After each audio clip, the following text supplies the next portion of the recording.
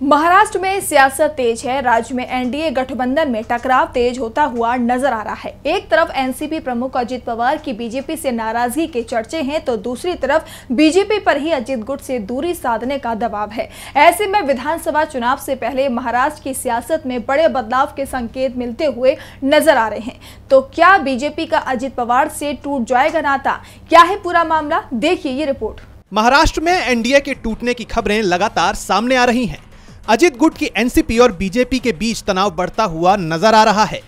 पहले आरएसएस ने बीजेपी से अजित गुट के गठबंधन पर सवाल खड़े किए थे और अब पार्टी के अंदर ही अजित गुट से नाता तोड़ने की मांगें उठने लगी हैं।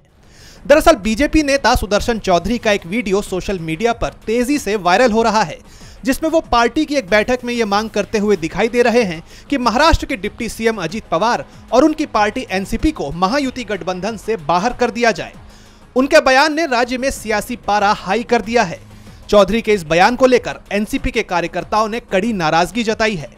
ये पहली बार नहीं है जब अजित पवार के खिलाफ बीजेपी में गुस्सा दिखाई दिया हो। इससे पहले आरएसएस की तरफ से भी अजित पवार से बीजेपी के गठबंधन को लेकर सवाल उठे थे। ऐसे में अब सवाल ये उठ रहे हैं कि क्या एक दिन ये चिंगारी आग बन सकती है, क्योंकि अजित गुट भी बीजेपी से खासा नाराज चल रहा है।